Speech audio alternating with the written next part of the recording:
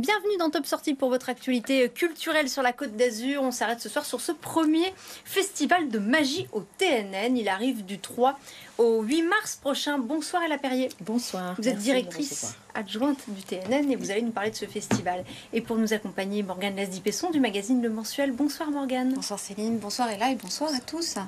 Moi je vais rester dans la magie. Je vais débuter tout de suite. Pour une fois, je suis très cadrée avec le magicien qui a œuvré, qui a créé ce festival en compagnie du Théâtre National de Nice, c'est Olmac. Donc on l'a rencontré lors de la conférence de presse où il est venu évidemment présenter ce festival en compagnie de Muriel Mayet-Holz. Alors évidemment, il est magicien, évidemment, il a tourné dans le monde entier, il connaît tous les meilleurs tours, mais aussi tous les meilleurs magiciens, puisqu'il a fait énormément de plateaux. Donc il a eu envie de créer un festival très hétéroclite, où on va pouvoir avoir autant de magie que d'humour, des effets un petit peu spéciaux avec des lasers, etc., etc. Il vit dans la région sud, ce qui veut dire que c'est quelqu'un qui a du goût. Et je vous laisse en sa compagnie. Évidemment. Donc il sera évidemment du 3 au 8 mars à Nice au Théâtre National.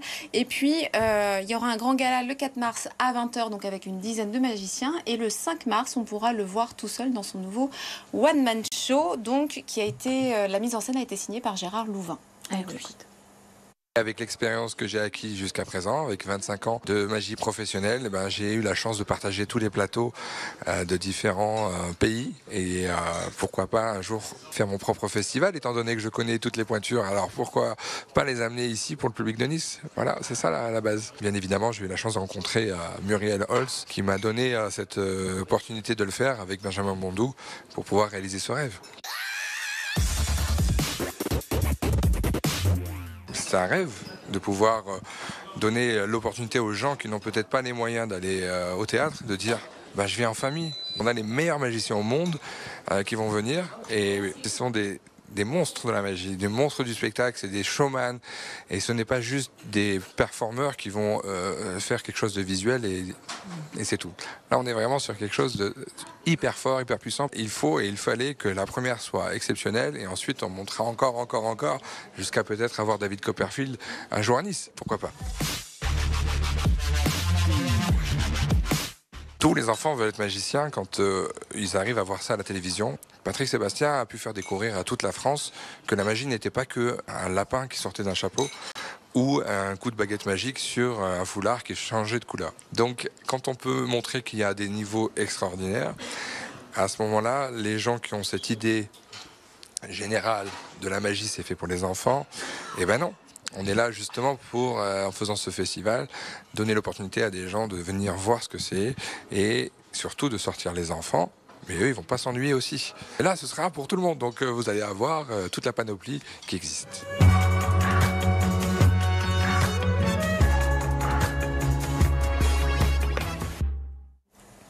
Voilà, le magicien Olmac qui sera donc sur la scène du TNN parmi d'autres. Ella Perrier pour ce festival de magie. Qu'est-ce qui nous attend en termes de programmation ? Alors c'est très dense. Muriel Mayet-Holz, notre directrice, a confié la direction artistique de cette première édition à Olmac, qui est un magicien qui se produit dans le monde entier et qui a donc avec lui des amis magiciens. Et donc sur la première soirée, on aura 10 magiciens internationaux qui vont se produire avec des choses totalement différentes, du close-up, mais aussi des effets spéciaux, de la magie au laser, des clowneries, du clown, mais toujours avec de la magie. Ce n'est pas ni du cirque ni du nouveau cirque. Et ensuite, on va avoir des one-man shows sur 3 soirées sur la fin du festival. Voilà.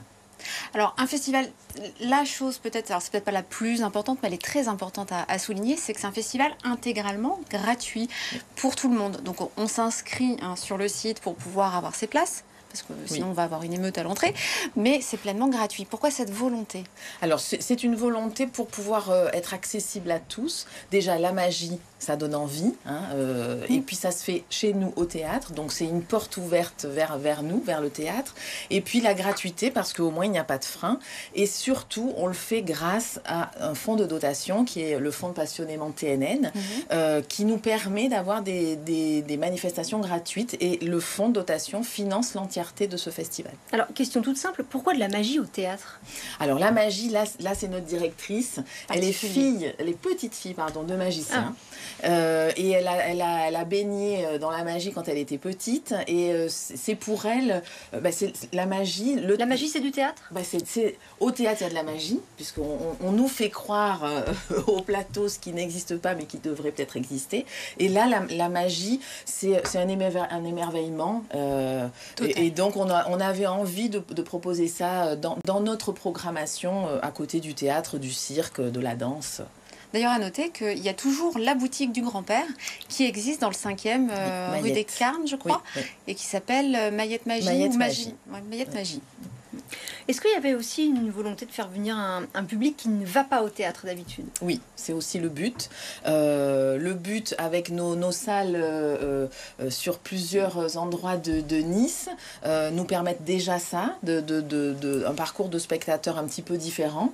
Et la magie va nous permettre ça aussi, public en famille ou pas. D'ailleurs, dans quel lieu ça se passe? Dans les deux, à la cuisine et aux franciscains.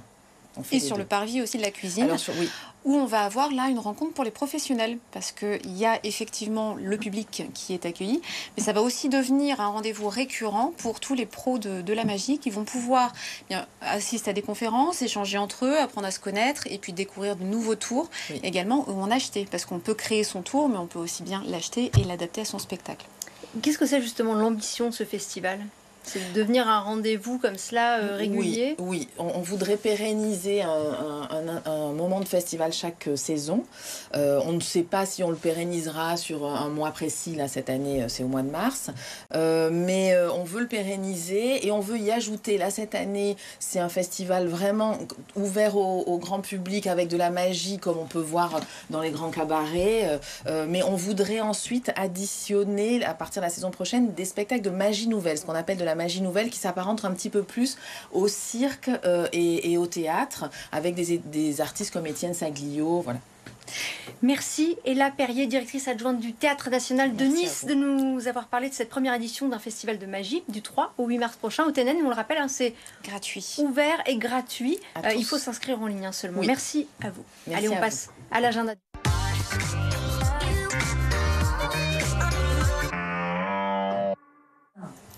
On débute avec du théâtre, mes copains. D'abord, ça va se jouer à Mandelieu-la-Napoule, à l'espace Léonard de Vinci, le 4 mars prochain. L'idée, c'est un peu comme la chanson de Patrick Bruel. 5 amis décident de se réunir tous les 10 ans. Donc jusque-là, tout va bien. Un jour, donc cette année-là, c'est Samuel, qui est un magma de l'intelligence artificielle, qui les invite chez lui. Et il va leur proposer un jeu qui va leur permettre de gagner sa place à lui, c'est-à-dire sa carrière, mais aussi son portefeuille. Donc c'est pas inintéressant. Pour être le grand gagnant, il faut prouver aux autres qu'on est le meilleur. Donc à moins d'un 49.3, je ne suis pas sûre qu'on ne soit pas sur une situation de blocage. À noter la mise en lumière de Jacques Rouvérolis, qui est quand même un maître en la matière. Ensuite, je vous propose de la danse avec 3 spectacles. Le premier, c'est le 10 mars au Théâtre de Grasse. Alors on connaît Jacques Gamblin pour toutes ses créations complètement hybrides qui mêlent de la danse, du sport, du théâtre et aussi du visuel avec des écrans. Cette fois-ci, il revient à deux, en duo avec sa compagne qui est danseuse et chorégraphe et qui s'appelle Raphaël Delaunay. Ils vont s'interroger bien sur la perception de l'espace, celle qu'on occupe tout seul, celle qu'on doit laisser un petit peu à l'autre, celle qu'on a envie de lui prendre. Voilà, c'est savoir comment on gère quand on est avec, contre ou pour quelqu'un. Le deuxième, c'est Love Train 2020 par la compagnie Emmanuel Gatt Danse. Donc là, ce sera le 4 mars aussi à Sainte-Maxime au Carré, mais aussi le 11 mars au Théâtre Le Forum de Fréjus. Donc là, c'est la solution idéale pour tous ceux qui n'aiment pas les comédies musicales. C'est une comédie musicale pour 14 danseurs. Oui, 14 danseurs. Donc, cette fois-ci, il n'y a pas de chanson mièvre, il n'y a pas de texte mal joué, il n'y a que de la danse sur les titres de Tears for Fears, le fameux duo des années 80. Ensuite, 3e spectacle de danse, Parade d'Andrew Graham. Donc là, j'ai vraiment un gros coup de cœur. C'est demain à la scène 55 de Mougins. Là, il va nous prouver que tout le monde peut faire de la danse. Il faut être passionné, il faut être talentueux, bien sûr. Mais on peut être valide ou handicapé, on peut être gros ou mince, on peut être vieux ou jeune, peu importe, on a tous notre place. C'est vraiment une ode, 18 performeurs sur scène quand même. C'est vraiment une ode à la différence. Merci Voilà. beaucoup Morgane, Merci à très toi. bon week-end et à la Merci, semaine là. prochaine. Merci à vous. Et quant à moi, je vous donne rendez-vous lundi à l'occasion du Salon de l'Agriculture Planète Locale un petit peu spécial, consacré à la préservation des terres agricoles. On en parlera avec l'association Terre de Liens.